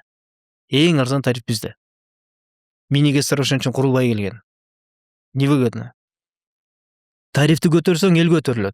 2010-жылы революция электр энергияны көтөрүү боюнча болгон. Эң биринчи себеп ошол болгон. Мамлекет эмне кылат? 1 сом 37 тыйын болсо, мисалы, элге 2 сом 50 тыйындан берип, 1 сом 37тен берип атпайбы? Анан 2 сом 50 тыйынга жетиш үчүн субсидировать этип миллиондор коротот. Ушул кырдаалдан кантип чыгабыз деп мен Торайгырга барганда чын эле суктандым. Чын эле. Көрбөгөндөр, көрүүчүлөр болсо интернеттен карап бир кызыгып көрсө болот. Биз айтабыз, Камбар-Ата 1 салынмайынча электр энергияны көз карандылыкка келбейбиз депчи. Камбар-Ата проект мощность 1800 мегаватт. Проект мощность. Торайгырдагы Рокс Эстикулдун солнечный панель 1900 мегаватт экен. Бүгүнкү күнү мына 3 фазадан турат экен. Быйыл президент бар ачылышын кылып келбедиби? Биринчи этабын. Биринчи этабында 175 мегаватт беришти да. Андан кийин ошону көбөйтүп анан 3-жыл 2028-жылы 1900 мегаватт берет экен. Камбар-Ата 1 болуп атабы? Проектная стоимость 1,5 миллиард экен, 1 миллиард 400 миллион доллар. Камбар-Ата 1ди куруш үчүн бул ГЭС да дамба курулушу керек да. Примерно 3,5 6 миллиард долларга чейин кетет. 3 жылдан 6 жылга чейин мөөнөт кетет. Дамбаны тургузуп коюп ГЭСти салгандан сырткары суунун притогун күтүшүң керек. Бир топ убакытта, а биякта 3 жылда салып атпайбы? Демек болот экен да. Азыркы 175ти мощность бергенде бул Чолпон ата менен Балыкчы шаарын электроэнергия менен камсыздап кое алат. Элестетсеңиз, Балыкчы Чолпон атаны азыркы мощность менен камсыздап койгонго кудурети жетет. 1900 мегаватты бергенде Ысык көл областын толугу менен камсыздап коет. Фамилиясын унутуп атам. Кундуз деген бир айым бар. Ветряной. Немелер салып баштады да Балыкчыда биринчи немесин тургузду. Бул да жакшы идея да. Мисалы, Кочкор Балыкчыда улан шамалы бар го. Ошол жерге ветрянойлорду койсо, шамал мынтип тегеренет да, боомдун ичине тегеренип турат го. Канча нерсе станция тургузсак болот. Анын выработкасын бияка Кочкорго бер, ар жактан Жумгалга кетир. Көрдүңүзбү, бул жана антикитайский маана эмнеден келип чыгып атат? Ошого окшогон карыздар боюнча башка тема. Маалымат берилбей атат да, маалымат жетпей атат да. Ошол учурда 2021-жылдары сиз Кытай темасын актуалдуу көтөргөн экенсиз. Мен жетим тобу байлагам. Жетим тобу боюнча анан эмне себептен Кытай компаниялары активдешип баштады Кыргызстанда деген суроо узаткан экенсиз да. Ошого кандай жооп берет элеңиз? Жок, мен жетим тобу боюнча көтөргөм. Жетим тобу боюнча маселе мындай болгон. Бийлик тарабынан айтылат. Жетим тоону жана кара кеченин көмүрүндөй эле казып, жана хоболорго салып эле анан түз тор карт аркылуу чыгарабыз. Анткени тор карттын чегинде, чек арасында ар жагында эле неме Фупен деген бир Кытай бар эле. Максимдин досу болчу. Максим ошолорду алып келип, бир учурда Жумгалдагы сандык дүйнөдө 5-орунда турат. Алюминийдин запасы. Жетим тоо. Лучше пятер 5-ке кирет. Темирдин запасы менен. Жетим менен эмени берген. Сандыкты берген. Эмненин ордуна дебейсизби? Кытай Кыргызстан темир жолун салуу үчүн. Ошондо Субаналиев губернатор болчу. Өмүрөк Субаналиев губернатор ат менен барып Кытайларды кубалап чыккан. Анан келгенден кийин лицензия алындыбы десек 12-жыл алынбай калган экен, 10 000 кол топтоп биз парламентке келип талап коюп атып, анан лицензияны алдырганбыз. Атамекен фракциясынан каралган, Өмүрөк Чүкешин айтканы бар. Биз алдык дегенчи. Ошондон улам жетим тобу маселеси көтөрүлүп калды. Ушундай эле хоба менен эле ташып киребиз дегенчи. Ошондон ошол нерсеге каршы чыктыңызбы же жетим тоонун иштетилишине каршы чыктыңызбы? Ошондон улам чыккам мен. Жетим тоонун иштешин эмес, ошого. Анткени жетим тоо уникалдуу жер да. Ал темирди иштетиш үчүн аяка аябагандай чоң инвестиция керек. Эгерде биз темирди казып алабыз десек жетим тоодон, анда аяка заводдор салынышы керек. Мындай руда менен эмес, темирдин өзү чыгышы керек да. Бул чоң каражат, чоң эмгекти талап кылат. Анан жөн эле хоба менен ташып коюш туура эмес деп мен ошого каршы чыккам. 49 жылга арендага жердин берилишине кандай көз караштасыз? Жалпы. Ооба. Буга чейин берилип келген да. 92-93-жылы кабылган мыйзам бар да. 49 жылга берүү боюнча. Анан азыркы мыйзам болсо, бул дагы түшүндүрүү иштеринен толук жүрбөгөндөгүсүнөн улам да. 92-93-жылдары кабылган мыйзам, ал жерде так көрсөтүлгөн 49 жыл деген бар. Бирок азыркы ошол эле мыйзамга азыр өзгөртүү кирип атат да. Кошумча кирип атат да. Ал эмне деп атат? Бир 10 жыл берели, 10 жылдан кийин 25 жыл карайлы, андан кийин 49 жылга узарталы деген. Мына эч кандай коркунуч жок. Башка нерсесин айтып берейинби? Буну туура маалымат берип коюш керек да. Мына мурун кабыл алынган мыйзам азыр өзгөртүү эмес, кошумча кирип атат. Мындай тескерисинче күчтүүрөөк талап коюлуп атат. Сен алдыңбы? Кытайдан келесиңби, Америкадан келесиңби, Кыргызстан жаранысыңбы? Айырмасы жок. 49 жылга алып атасыңбы? Сага талап мындай. 10 жылда 100 миллион салам дедиңби? Саласың. Этаптар көргөзөсүң. Проект бересиң. Проекттин аткарылышын мамлекет карайт. 10 жылда бир мөөнөтүндө салбасаң, кайтарасың. Кытайларга приоритеттүү түрдө берилип атат деп айтып атышпайбы? Жем ал анткени Кытай инвестициясы көбөйдү да бизде. Ошондон улам айтылып атат да. Бул дүйнөдө биз коркуш керекпизби же тескери мүмкүнчүлүкпү? Дүйнөдө ушундай көп. Дүйнөдө Кытай инвестициясы көп, анткени аларда акча көп. коркпошубуз керек. Анткени бизде улуттук мыйзам бар. Бизде границалар чийилген. Биз Бириккен Улуттар Уюмуна мүчөбүз. Биздин өзүбүздүн суверендүү мамлекетпиз. Ошондуктан улуттук мыйзам үстөмдүк кылат. Кандай гана эл аралык келишим болбосун. Келдиңби, мыйзамды сыйла иште. Мына талаптар молар. Ошондон улам жана мыйзамга өзгөртүү кирип атат да кошумча. Келдиңби, жерди алып атасыңбы, салбайсыңбы, кайтарып алам деген. Ушуну түшүндүрүп коюш керек да. Эми мындан кызык нерсе бар. Жана көлгө бардым деп атпаймынбы? Өзүмдүн досумдун үйүнө барып калдым. Ошол жерде мен Аяш апам менен сүйлөшүп калсак, анан ал киши нааразы болуп алыптыр да. Көлдөгү жана тамчыны Кытайга берди депчи. Көрдүңүзбү? Тамчыны Кытайга берип салды деп. А мен таң калып, эмнеден улам айтып атасыз десем, мен берип салды го дейт. 49 жылга деп атпай, тамчыны да берип салды. Тамчы свит. Жаңы долбоор кирди го. А бул уникалдуу долбоор да. Аны Равшан Сабиров түшүндүрө албай атат да элге. Өткөндө чыкты, ошол Аяш апам айткан сөзүнөн улам айтып атам да, бул анткени эл да. Эл катарына жүрөт, эл катары айтып атат да. Ар бир адамдын сөзү маанилүү. Ал кантип кабыл алды маалыматты деген маанилүү. Сурасам, ал айтып атат, жана Равшан Сабиров деген бар го дейт. Ошол айтты го дейт. Жана тамчыга келген инвесторлор салсын, ошо салган объекттин ичинде кайсы мамлекеттен келсе, ошол мамлекет мыйзамы иштейт деп. То есть американский компания келип бир нерсени тургузса, китайский компания тургузса, ошол мамлекет мыйзамы иштейт деп. То есть көрдүңүзбү, түшүндүрүү иштери, маалымат жок да. А тамчы свит бул уникальный долбоор. Ал эмнеден улам келген? Бул Сингапур, Түштүк Корея, Дубай. Дубайды алсаңыз, бир өзгөчөлүк бар. Дубайдан 100 жылга чейин берет. Сингапурда жана 2 башня бар үстүндө кайыгы менен. Американский компания курган. 99 жылга алган. 99 жылга. 99 жылга алган. Арендаға жерди алган. Эман жанагы зданияны салды, аны Америкага көчүп кете албайт да. Ал ошол жакта Сингапурда калды да. Ал эмне? Бул бизнес центр, бизнес борбор.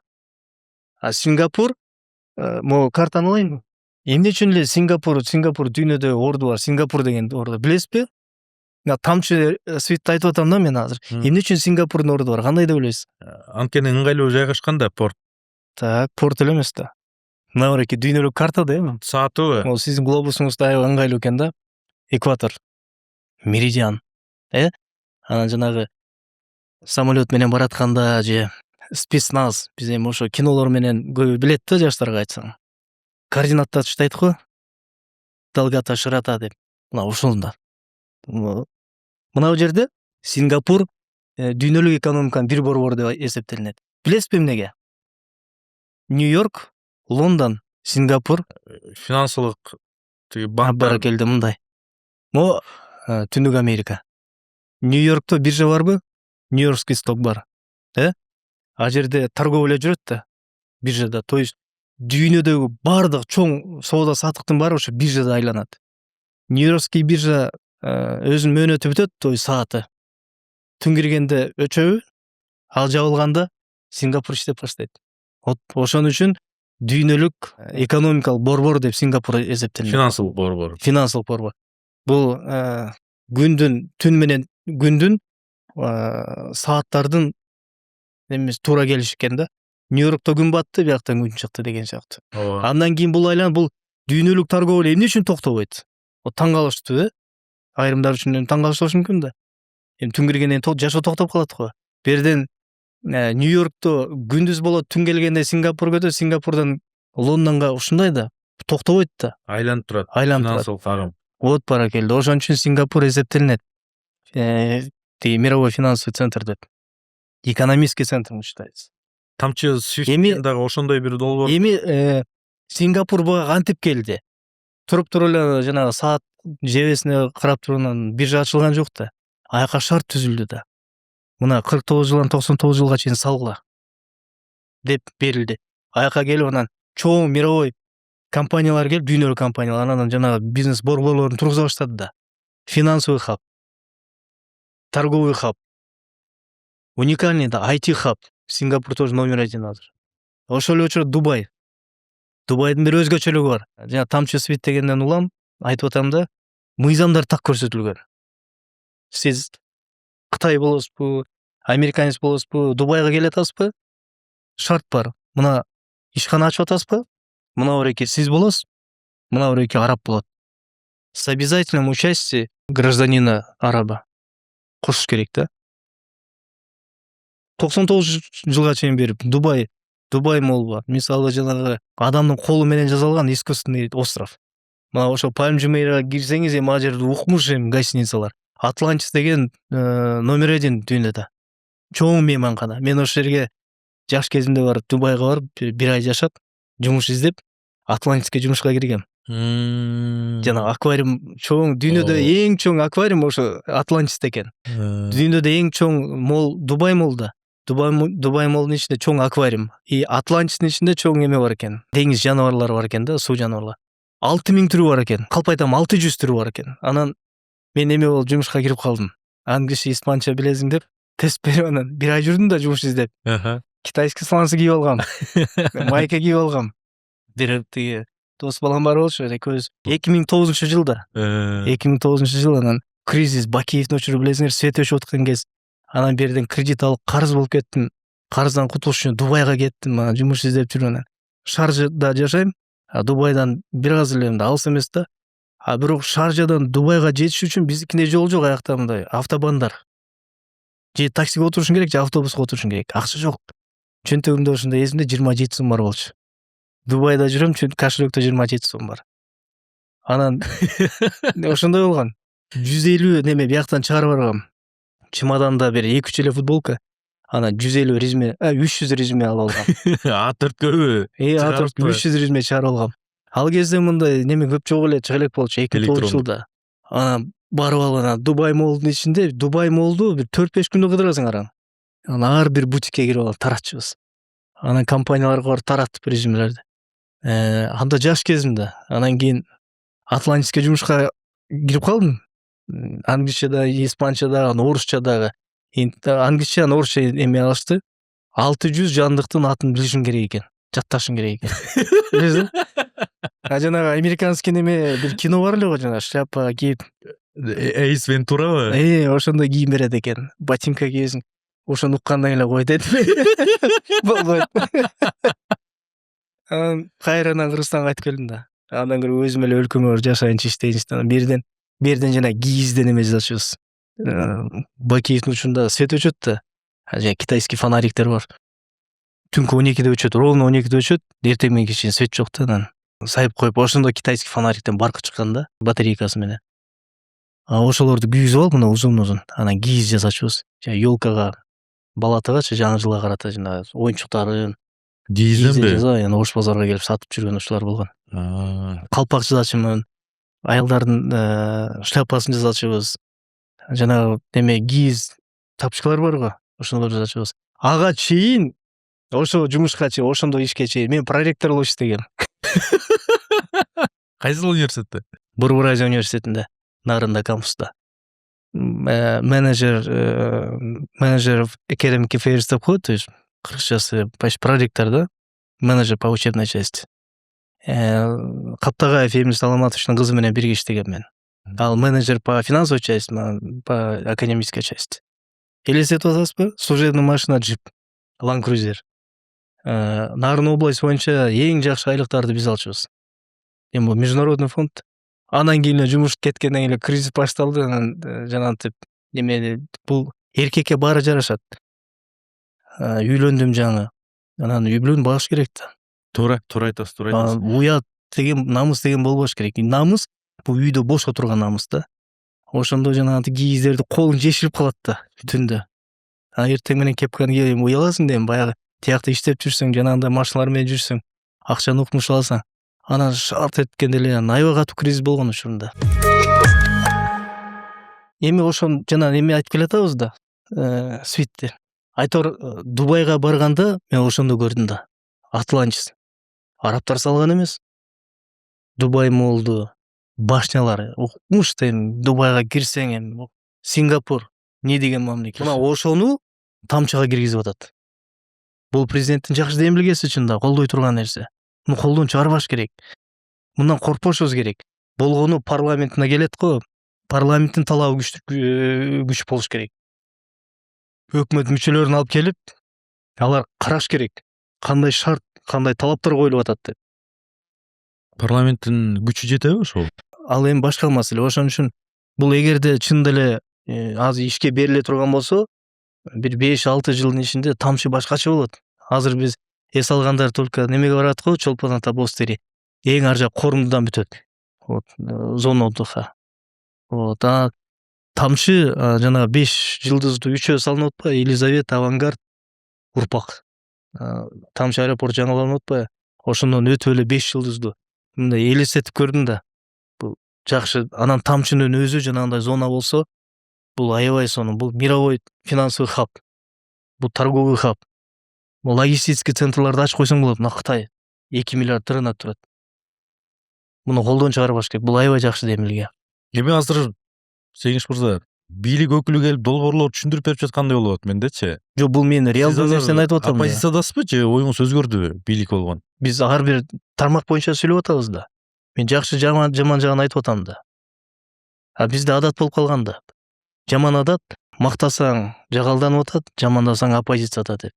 Эми реалдуу нерсени айтып атабыз да. Болгон нерсени жаман айтып атабыз. Эмне унчукпай турасың? Эмне үчүн айтпайсыңар деп. Келиңиз экономиканы талдап берейин азыр. Ал жерде мен минустарын айтып берем. Жеңиш мырза, азыр дагы актуалдуу маселелердин бири айтылып атат. Бийлик тарабынан экономика өсүүдө депчи. Чындыгында өсүп жатабы экономикабыз? Экономикалык, жалпы экономикага баа берүүдө биз өтө кылдат, өтө так болушу керек. Себеби экономика бул философиялык тил менен анан айтылбайт, адабий тил менен талданбайт. Мен неме болсо жазганда биз цифрлар менен команда менен көп иштейбиз да. Жазганда көп эстейм. Экономика баа берип көрөлү. Сиз айткандай экономика өсүп атат, бирок элдин жашоосу кандай? Элге деле кызык да азыр. Мына экономика баа бериш биз 2 периодду карашыбыз керек да. Мына карасаңыз 2010дон 19, 2020дан 25. Эми биякта 26-нын биринчи жарым жылда каралат. Экономиканын эң биринчи көрсөткүчү бул ички дүң жыйын деп коет. ИДП. ИДП бул жалпы мамлекетте продукциянын өндүрүлгөн продукциянын баасы деп эсептелинет да, то есть көлөмү да. Мына ушул бирден бир бул бир эле көрсөткүч, бирок негизги көрсөткүч. Дүйнөлүк экономиканы ушу ВВП менен баалашат. 2019-жылы карасаңыз ВВПнын көлөмү 654 миллиард сом болуптур. Бул плюс 4,6% түзгөн. 2020-жыл пандемия ковидтен улам бул минус 7%га түшүп кеткен. Бул примерно 640 миллиард сом болгон. Эми 21ден 24кө чейин бул 5%дан 9%га чейин өскөн. Эми 25-жылы 1,1 триллион сом болгон ВВПнын көлөмү. То есть биз триллионго чыктык деп айткан ушул. Бул реалдуу цифралар. Эми бул 11,1% түшүп атат. 26-нын биринчи жылдыгына 960 миллиард сом экен. Бул примерно где-то 11,9% деп. Номиналдык ВВПнын көтөрүлүшү жакшы, экономикалык өсүштүн баары билинет. ВВП менен алганда биз баягы Тажикстан, Казакстанды салыштырып беребиз го, блок менен салыштырыш керек. Евразиялык бирикмеде 5 мамлекет бар. Евразиялык бирикмеде номер 1. Дүйнөдө эң өнүгүп аткан мамлекеттердин катарындабыз. Бирок элдин жашоосу оңолдубу деген маселе. Ал үчүн биз 3 нерсеге баа беришибиз керек. Бул ВВП, мына баа бердик. Экинчи инфляция, үчүнчү элдердин жашоо деңгээли. Инфляцияны алганда 20-жылдан баштап 8 плюс 14%ке чейин өсүптүр. Мына 2025-жылы потребительский инфляция деп коет. Азык-түлүккө керек нерсеге өсүп атпайбы? 9,4% болуптур. То есть ушу жеп атат да, ылдый тартып атат. Эми элдин жашоосун алганда бүгүн Кыргызстанда 7,4 миллион, 7,5 миллион калк бар.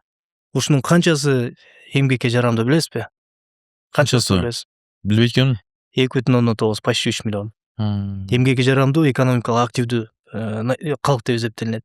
Мына ушунун орто бааларын эсептегенде бюджетниктер менен саналат да. 2024-жылы орто зарплата, то есть айлык майына 33.600 деп берилет да. Бул орто бааларын айтып атам. 25-жылы бул 44 миң, 26-жылы бул 60 миңге. Эми азыр баягы дарыгерлер, мугалимдердин айлыгы көтөрүлбөдүбү? Мисалы горнетеге неме деп нарына $1000 чейин 70-80 ооба. бул көтөрүлдү. Бирок маселе бул көтөрүлгөнү менен инфляция жеп атат. Экономиканын бир көрсөткүчү бул.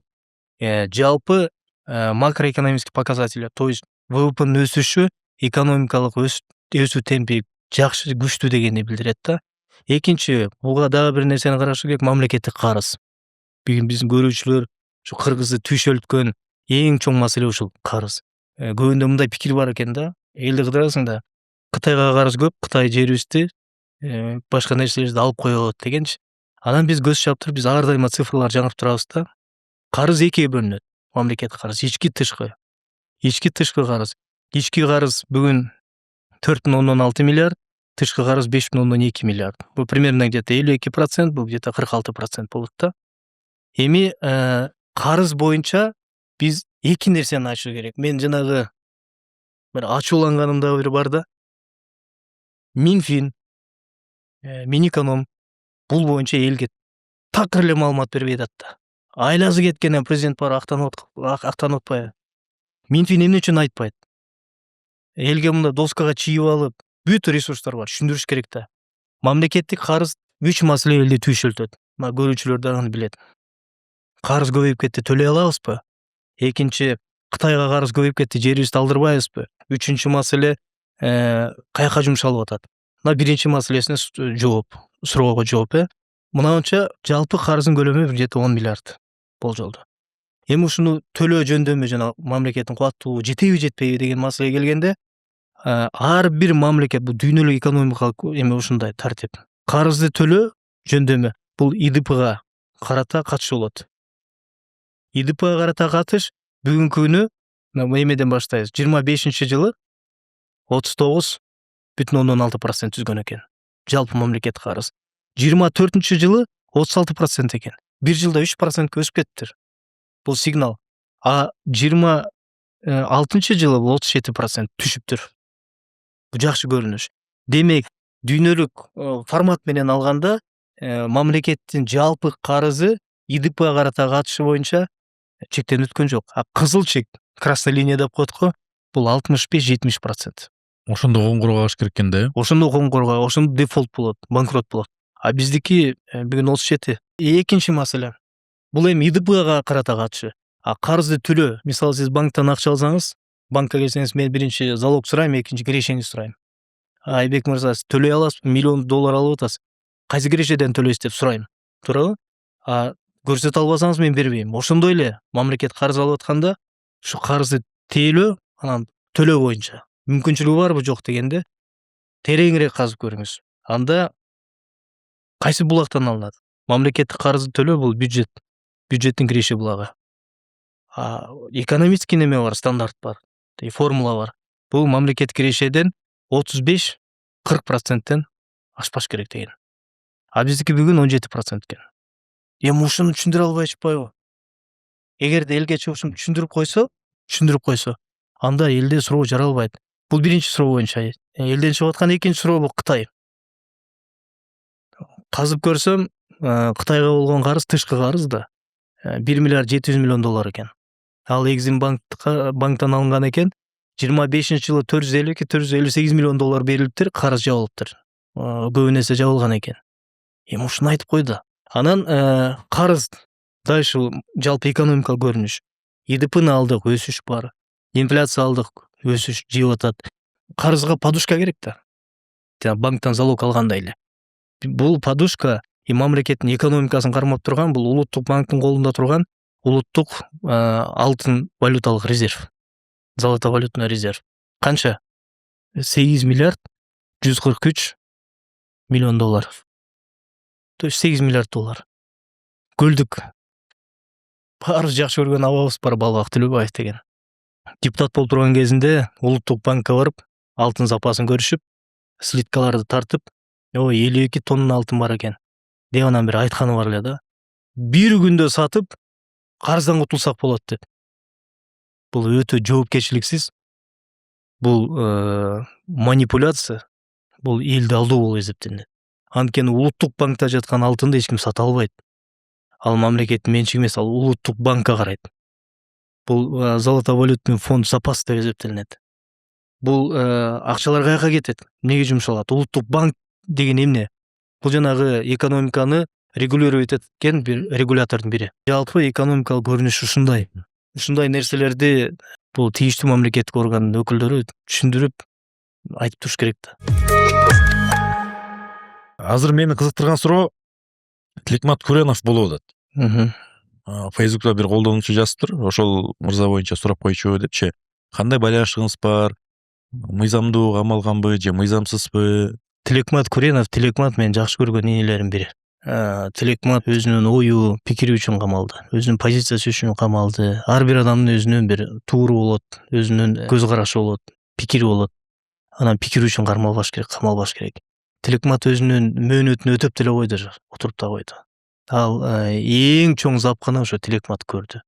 Анткени эсиңердеби, бак Дубайдан алып келгенден кийин эртеси эле аксап келген сотко. Уртокмок алынганда. Өткөндө деле мен сотуна бардым. Анан күбө катары менден сурап атат да, прокурор сурай албайт. Прокурор суроолор даяр эмес экен. Анын судьясы каза болуп калды. Ишин алып барып аткан судья каза болуп калды, бирок ошол учурда мен жакында барам да кайра. Судья айтып атам да, эми прокуроруңуз даяр эмес экен. Эми суроолор даяр эмес, кайра адамды чакырып бара кылбай эле бергиле, мен жооп берейин дедим. Эки маселе. Биринчи Кемпироват боюнча. Кемпироват боюнча толук жоопкерчилик менде. Мына сот залында айткан сөзүм ошол. Бул инимдин катышы жок. Кемпироват боюнча жоопкерчилик менде. Уюштурган менден сурагыла, жоопкерчилик менден алгыла. Экинчи жана конституцияга каршы борбор түзгөн мен, демилгечиси мен болом. Инимдин эч бир күнөөсү жок. Ооба ошол учурда жетим тобуну коргоо комитети кылып түзүп Тилекматка бергенбиз. Аны мен да каржылап да бергем, ушу комитетти. Элге келип кеткен элдериңе дагы бош кетпесин деп, суу чай ичип турсун деп анын баарын бергем өзүм. Анан ушул боюнча сурасаңар, мына менден алгыла жообун. Инимдин эч күнөөсү жок. Деп анан ошол жерден судьяга айттым, бир ушу инимди канча жылдан бери көрө элекмин, мен түрмөдө да болуп калдым да, чыгып кеткенде. Бир колун кармап кучактап алайын деп, анан экөөбүз кол кармаштып, ошол. Азыр эми сот жүрүп атат. Келе жаткан президенттик шайлоо кандай өтөт деп ойлойсуз? Кандай тобокелчиликтер бар? Эми учурунда айтабыз, көрөбүз го. Сиз аттанасызбы президенттикке? Жок. Кимди колдойсуз? Азыр бизге башкы прокуратура любой момент апелляция берип кое берет. Көрөбүз эмне болот азыр. Мүмкүн кайра сотко барабыз, мүмкүн көрөбүз. Шайлоо мына 15-сентябрда парламент келсин, чечим кабыл алсынчы. Мөөнөтүн кантип коет, качан коет? Кимди колдойсуз президенттик шайлоодо? Шайлоону бекитсин, анан талкуулайлы. Талапкерлерге жарашабы? Чоң рахмат сизге. Убактыңызды бөлүп келгениңизге.